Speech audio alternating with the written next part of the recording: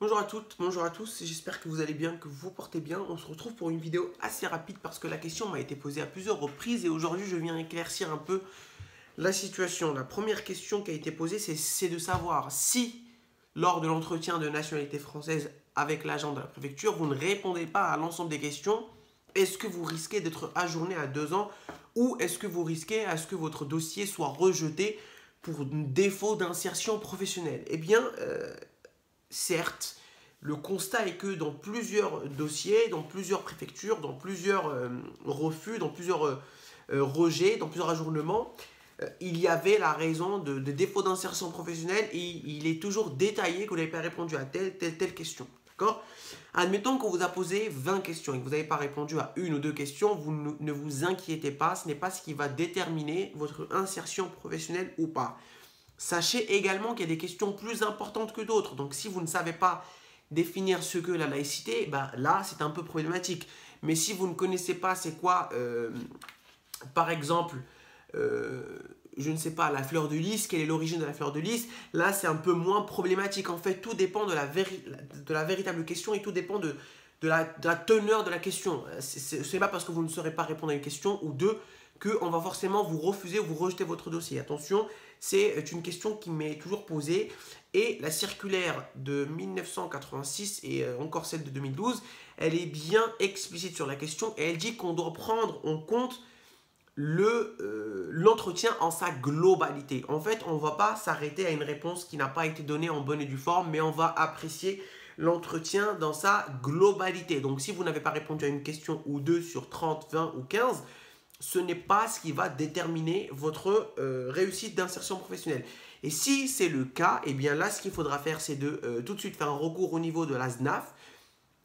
C'est le ministère de l'Intérieur qui est basé à Rezé, en explicitant que voilà, certes, vous n'avez pas répondu à ce nombre de questions, certes, vous n'avez pas répondu à toutes les questions, mais que vous ne connaissiez pas ces questions-là pour telle ou telle raison et que vous avez répondu bel et bien aux autres questions. Et là, je vous conseille vraiment de détailler les questions auxquelles vous avez répondu, comme par exemple si vous avez répondu à laïcité ou symbole, vous avez répondu aux guerres, vous avez répondu je ne sais pas encore, à celle de Jeanne d'Arc, les guerres mondiales, à tout ça.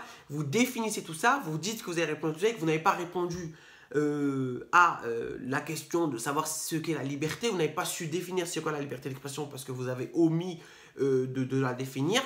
Et peut-être que ça passera. Mais en tout cas, voilà, dites-vous dans la tête que l'appréciation de l'entretien est faite en sa globalité et non pas en une question, en une réponse qui n'a pas été donnée, en un groupe de réponses qui n'a pas été donné. Très important, très très important. Et dans tous les cas, si vous avez été ajourné pour cette raison-là, vous avez été rejeté, ou votre dossier a été rejeté pour cette raison-là, je vous conseille vivement de soulever, de faire un recours au niveau du ministère de l'Intérieur, ce qu'on appelle un recours hiérarchique, et vous verrez par la suite si éventuellement vous avez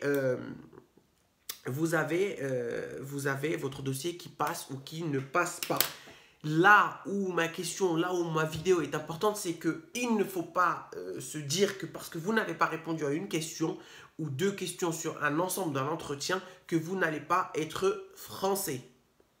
Et si c'est le cas, si vous n'avez pas répondu à une seule question, bah, je vous conseille vivement, très très vivement, de faire ce qu'on appelle un recours au niveau de Rezé dans les 2 mois, suivant la lettre de refus ou la lettre d'ajournement qui vous êtes parvenu par voie postale, souvent recommandé avec accusé de réception, de la part de la préfecture, votre département de résidence.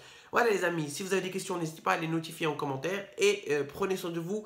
Et surtout, n'oubliez pas que quand on veut quelque chose, il faut travailler et l'avoir, galérer parfois, mais finir par avoir parce qu'il faut de la détermination. Et c'est seulement avec la détermination qu'on arrive à avoir la réussite.